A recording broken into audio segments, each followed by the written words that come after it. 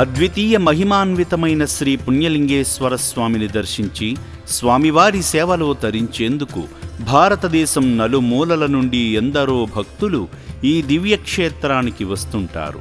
నిత్యము భక్తులచే పూజలు, అభిషేకాలు, శివపుత్రులకు అన్నదానాల వలన ఈ క్షేత్రం సమస్తం శ్రీ పుణ్యలింగేశ్వర స్వామిమయంగా అనిపిస్తుంది.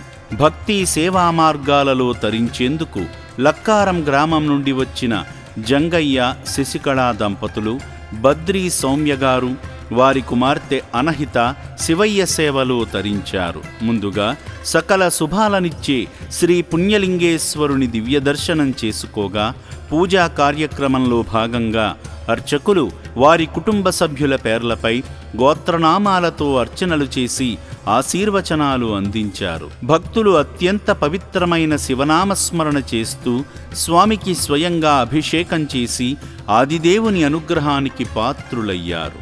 కుటుంబమంతా స్వామివారికి అలంకరించే పూలదండను చేతులతో తాకి ఆధ్యాత్మిక అనుభూతిని పొందారు.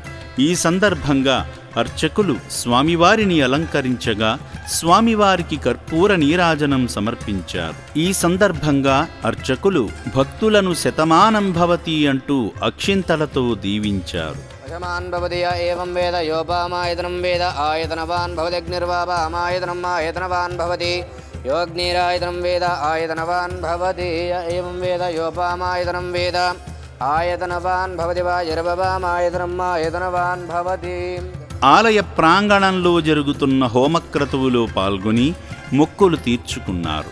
ఆలయంలో స్వామి చెంత పూజించిన ఇటుకలను భక్తులకు ఇవ్వగా ఆశ్రమ వ్యాన్లో వాటిని తీసుకువెళ్లి నూతన శివాలయ నిర్మాణానికి అందించి శివయ్య అనుగ్రహానికి పాత్రులయ్యారు. అనంతరం రక్షణాలయాన్ని సందర్శించి అభిలాష్, బద్రీ సౌమ్యగార్ల కుమార్తె చిరంజీవి అనహిత పుట్టినరోజు సందర్భంగా శివయ్య చెంత జీవిస్తున్న శివపుత్రులకు స్వయంగా అన్నదానం చేసి అనంతమైన ఆత్మసంతృప్తిని పొందారు. కుమార్తె జన్మదినాన అభాగ్యుల ఆకలి తీర్చి శివయ్య ఆశీస్సులు పొందిన సేవామూర్తి సౌమ్యగారి కుటుంబంపై శ్రీ పుణ్యలింగేశ్వర స్వామి కృపాకటాక్షాలు ఎల్లప్పుడూ ఉండాలని అమ్మా నాన్న అనాథుల పుణ్యక్షేత్రం కోరుకుంటుంది. మా కూతురు Badri Anahita birthday last year కూడా ఇక్కడే అన్నదానం చేసాం.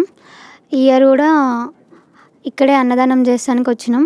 లాస్ట్ ఇయర్కి చాలా డెవలప్ అయ్యింది. బిల్డింగ్స్, టెంపుల్, అన్ని ఫెసిలిటీస్ చాలా అంటే చాలా డెవలప్ అయ్యాయి. లాస్ట్ ఇయర్కి డిఫరెన్స్ మేము చూసాం. చాలా మారింది. మా పాపకు కూడా ఇక్కడ అభిషేకం చేయించారు శివయ్యకి. చాలా మంచిగా అనిపించింది, పీస్ఫుల్గా ఉంది.